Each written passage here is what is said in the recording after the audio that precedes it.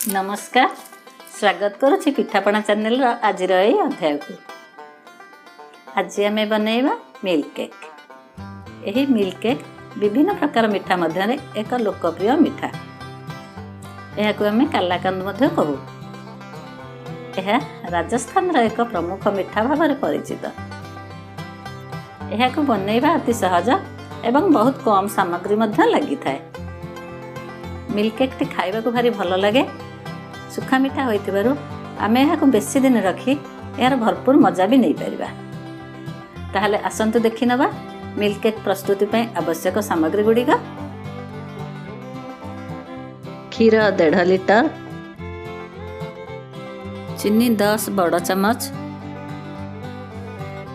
घी 3 बड़ चम्मच, विनेगार 2 छोट चम्मच एवं पानी 2 छोट चम्मच, 4टी गुजराती गुंड, 8 ରୁ 10ଟି आलमंड को 2 फाड़ कर नहीं। प्रथमे गोटे कड़ाई बसाई से घी मारिदवा।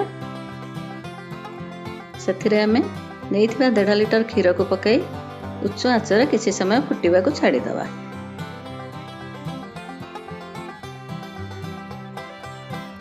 उच्च आंचर रखी आम क्षीरटी को लगातार गोले चलिबा जमिति कि तले लागिबो नहीं।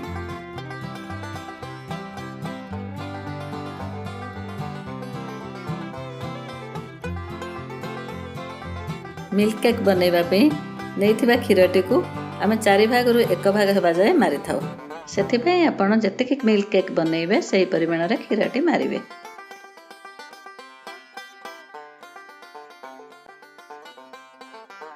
क्षीरटी बहल हेई आसिले गोलेइबा सह ता चारिकड़े लगी क्षीर अंश को धीरे धीरे से चामच रे छड़े दबा।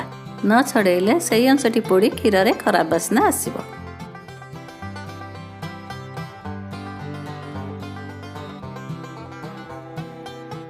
देखंतु हम क्षीरटी मोरी अथा हो गलानी। एबे हमें सेथिरे 2 चामच विनेगार रे 2 चामच पानी मिसई अल्प अल्प पकाइबा एवं ताकू लगातार टिके टिके गोळौथिबा। मिल्क केक बनैबा पे आमे क्षीरटी को पूरा छेना काटी न थाउ, अल्प दाना दाना हवा जाए ही विनेगार दे थाउ। सेति पई आमे नेइथिबा विनेगार और पानी रो मिश्रण को दरकार हिसाब रे पकाई गोळौथिबा।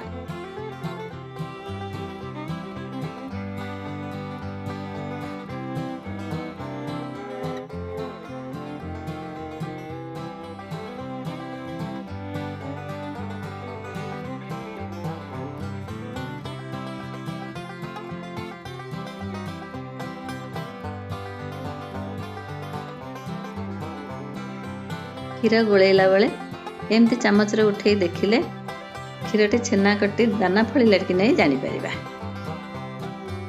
देखंतु क्षीरटी बहल होई आसी छेना दाना दाना दिसिलानी। एबे हमें सेथिरे अल्प अल्प चीनी पकई गोलेइबा।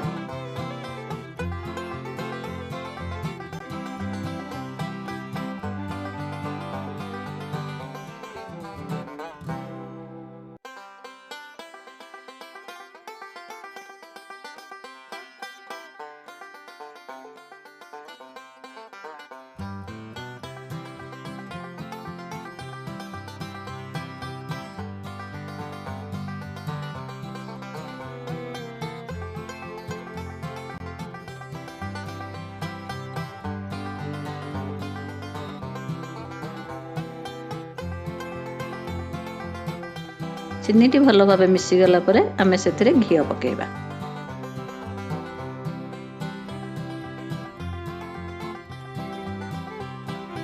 घी देले मिल्क केक रो स्वाद भाव बढ़ी थाए एवं यह मिल्क केक को हल्का बादामी रंग दे थाए।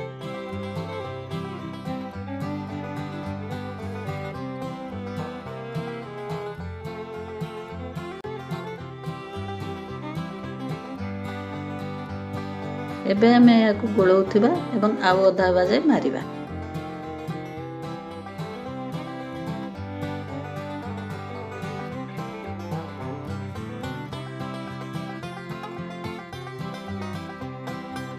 जदि छेनार बड़ दाना रही जाई थाए तबे आमे ताकू चामच सहायरे मिसई दबा।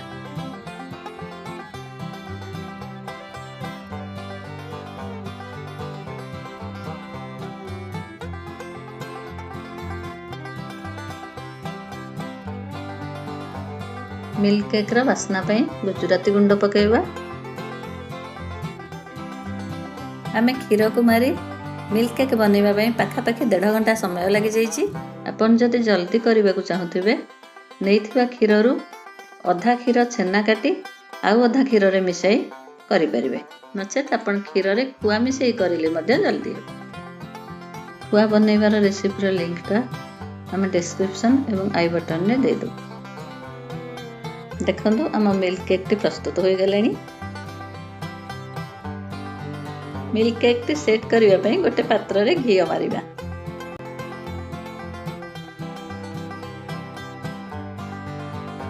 ଏବେ ଆମେ ଏଥିରେ ମିଲ୍କ କେକ୍କୁ କାଢ଼ି ଗୋଟେ ଚାମଚରେ ଥାପିଦେବା।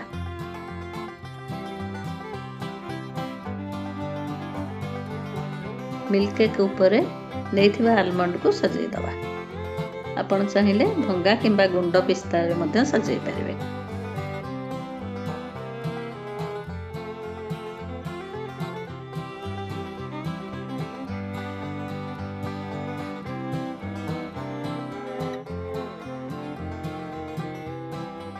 ଏହାକୁ ଥଣ୍ଡା କରି ଫ୍ରିଜରେ 2 ରୁ 3 ଘଣ୍ଟା ପାଇଁ ରଖିଦେବା।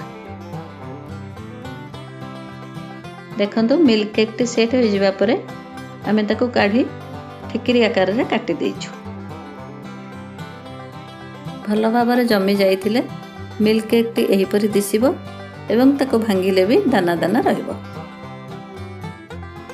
ଦେଖନ୍ତୁ ଏଇଠି ପ୍ରସ୍ତୁତ ହୋଇଯାଇଛି ଆଜିର ମିଲ୍କ କେକ୍ ରେସିପିଟି। ଆଜିର ଭିଡ଼ିଓଟି କେମିତି ଲାଗିଲା ଆମକୁ କମେଣ୍ଟ ସେକ୍ସନରେ ନିଶ୍ଚୟ ଜଣାଇବେ। ଆଗକୁ ପ୍ରୋତ୍ସାହିତ କରିବା ପାଇଁ ଏହି ଭିଡ଼ିଓକୁ ଲାଇକ୍ କରନ୍ତୁ ଏବଂ ପିଠାପଣା ଚ୍ୟାନେଲକୁ ସବସ୍କ୍ରାଇବ୍ କରନ୍ତୁ। ନମସ୍କାର।